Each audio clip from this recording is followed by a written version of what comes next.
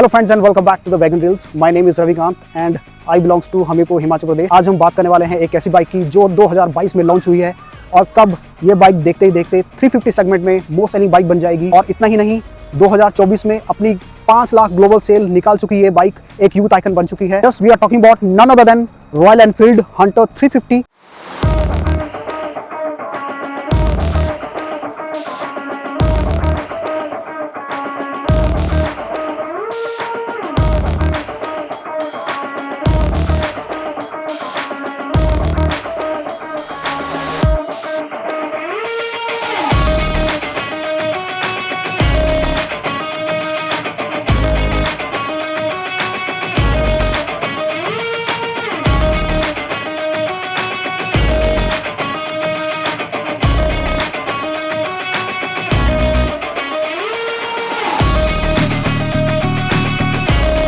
So let us discuss what makes this bike so unique and affordable, जो कि एक youth icon है। Let us discuss about this bike one by one. Okay friends, सबसे पहले आपको बताने कि this is the 2026 मॉडल जो कि 2 days बैक हमने परचेज किया हुआ है। This is the second vehicle of our home and अगर बात करें तो this is the mid variant of Royal Enfield Hunter 350। हालांकि इसका जो बेस वेरिएंट है which comes with the spoke, but you can see here this bike comes with the alloy. This is the dapper grey color and this is the second mid variant। और mid variant और top variant में सिर्फ आपको colour का variation ही देखने को मिलेगा। अगर हम फ्रंट प्रोफाइल की बात करें तो इसके प्रीवियस मॉडल में और दिस 2025 में और 26 में जो बाइक मैन्युफैक्चर्ड हुए हैं उससे जो प्रीवियस वाला मॉडल था उसमें क्या क्या चेंजेस आ रहे हैं। So let me tell you कि the headlights you are looking here, it comes with the LED, full LED, जो कि स्टैंडर्ड ही आपको देखने को मिलेगी। And if you talk about it's another thing, जो आप क्लच देख रहे हैं, this is now slipper clutch which helps you the lower the gear down very easily at the high speed. और अगर हम इसके रियर प्रोफाइल में बात करें then this sheet is also modified और रॉयल एनफील्ड बोलता है कि यहाँ पे ये जो शीट है इसको और कुशनिंग किया गया है।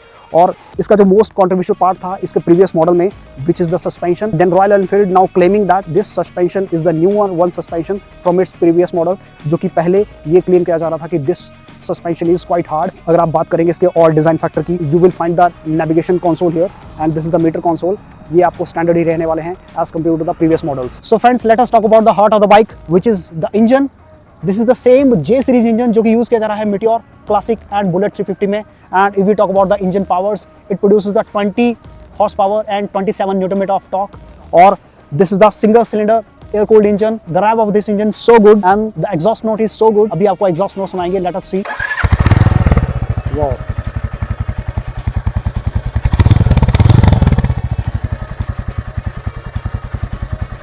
so friends, now let us discuss about the other things of the bike. This is the key. ये की है जो आपको बाइक के साथ मिलेगी। The key is very good. I think it is the laser cut key which they have made. The handlebar looks so sturdy. This is the rubber which they have provided over here, and the end of the handlebar is also made up of the metal. जहाँ पे आप others जो आपके side wheels हैं वो भी attach करने के लिए they have given the place over here. And if we talk about the meter console, they have provided the digital and analog meter over here. This is the navigation meter provided over here, and this is the slot of the key. So let us start the vehicle over here. So friends, you will find तो digital and analog meter में सबसे पहले आपको यहाँ पे odometer की reading मिलेगी which is 27 given here. The time, these all the bars over here are for the fuels. And in the 2026 model, one thing they have downgraded here. जो 2025 में मॉडल आ रहा था उसमें पहले यहाँ पे they will show the which gear is engaged, but now in 2026 model I think this is the downgrade they have done here कि यहाँ पे गियर की इंडिकेशन नहीं आती है जब यहाँ पे गियर एंगेज किया जाता है।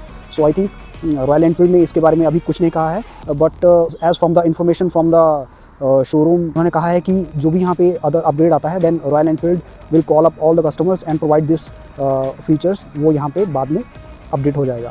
अगर यहाँ पे बात करें then you will find the navigation meter. हालांकि यहाँ नेविगेशन मीटर को यूज़ करने के लिए आपको इसको कनेक्ट करना पड़ेगा for your phone royal Enfield stock app से। एंड देन जो भी आप डेस्टिनेशन डालेंगे तो वो डेस्टिनेशन आपको यहाँ पे इसका जितना भी किलोमीटर रहता है वो शो होता रहेगा, which is very unique feature. हालांकि ये इतना कन्वीनियंट तो नहीं है आई थिंक, जबकि फ़ोन पे और भी फीचर्स आपको देखने को मिलते हैं, but only this will show only the navigation and the distance remaining for your destination.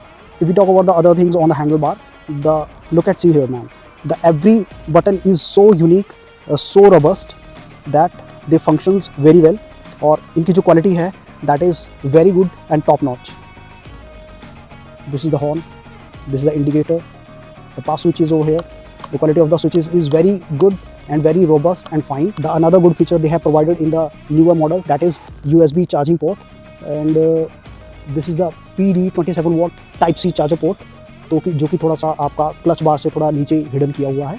So friends, हम बाइक के इस सेक्शन की बात करें तो यहाँ पे आप देख सकते हैं that each and every circuit जो वायर्स हैं वो काफ़ी अच्छे से यहाँ पे प्लेस की हुई हैं. एवरी वायर एंड हार्नेसेस जो आप देख रहे हैं, they are perfectly hidden and attached even with this rubber tie. अगर हम अदर थिंग्स की बात करें, देन जो यहाँ पे आप फुट पैक्स देख रहे हैं for the rider and for the pillion, they are made up of metal. This one is also metal, but there is a rubber coating over here which is engraved with the Royal Enfield also, जो कि बहुत अच्छा look दे रहा है. And we talk about this brake pedal here, which is you will see a toothed, जो कि यहाँ पे काफ़ी अच्छी ग्रिप बनाए रखता है for the rider. Friends, if we talk about the more front section of the bike and its tire, you will find here the quality of the suspension is so good, and this is the rubber capping they have provided over the suspension, जो कि I think previous models में नहीं आ रहा था. And if we talk about its tire section, तो 17 inches के tyres आपको rear और फ्रंट में दोनों देखने को मिल जाएंगे. And this is the ABS channel over here, which helps you during the hard braking and harsh and panic braking. Or this is the 300mm disc which comes with the only in the mid variant in front and rear both. But in case of it's lower variant और standard variant, जहाँ पे आपको केवल front में ही disc देखने को मिलेगा, rear section में आपको ओनली ड्रम ब्रेक देखने को मिलेगा. So friend, this is how the front LED section look like. You will find the very impressive LED section over here. अगर हम इंडिकेटर्स की बात करें, then you will see here the indicators look so good and so retro feel. इतने अच्छे retro feel देते हैं that it's look so impressive. And अगर आप इनको मॉडिफाई करवाना चाहते हैं, देन आप एसेसरी के तौर पर यहाँ पे एलईडी इंडिकेटर्स ले सकते हैं. बट आई थिंक ये जो हैलोजन्स वाले इंडिकेटर हैं वो इतने भी बुरे नहीं लग रहे हैं and gives the bike so unique and good look. And this is the horn switches over here. काफ़ी अच्छा और लाउड हॉर्न है जो कि काफ़ी इंप्रेसिव लगा मुझे. This is how the lower section of the bike look like. हालांकि मैं यहाँ पे रेकमेंड करूँगा, जो भी यहाँ पे आप देख पा रहे हैं नीचे, there is a no protection the Royal Enfield have provided us for the as an guard for this bike. So as an accessory आप यहाँ पे इंजन गार्ड लगवा सकते हैं एज एन एसेसरी. फ्रेंड्स, अगर हम बात करें राइडर हाइट को लेके, सो मैं ओनर को कहूँगा कि एक बार हाई कर दे वीडियो के लिए. तो आप देख रहे हैं कि जो ओनर है हमारे वो 5 फीट 5 इंच हैं. और हालांकि स्टैंड हटाने के बाद जो कि इनका सिटिंग पोजीशन है, तो यू विल फाइंड हियर उनके जो हैंडल्स हैं वो काफ़ी अच्छे तरीके से यहाँ पे वो ग्रैब कर पा रहे हैं हैंडल्स को. और आप देख पा रहे हैं कि उनके जो फीट हैं वो काफ़ी अच्छे से ग्राउंड पे लग पा रहे हैं. तो क्या आप कंफर्ट हैं अपनी सीटिंग हाइट को लेके? ओके, थम्स अप कर दीजिए. Thank you. हालांकि जो बाइक की हाइट है दैट इज़ 160 mm, जो कि आई थिंक राइडर के लिए काफ़ी अच्छा कंफर्टेबल है. अगर हम पिलियन की बात करें तो लेट अस सी. तो आई थिंक काफ़ी ज़्यादा स्पेस नहीं बचता है पिलियन के पीछे. तो हालांकि थोड़ा मैं टाइट होकर भी बैठता हूँ, देन यू विल फाइंड फिर भी उतना स्पेस तो नहीं बचता है. तो this is over all the Riders bike. पर अगर पिलियंस की बात करें, देन उतना कंफर्ट तो नहीं है, बट हम ये भी कह सकते हैं कि उतना बुरा भी नहीं है. सो overall this is okay. This is not pillion friendly at all.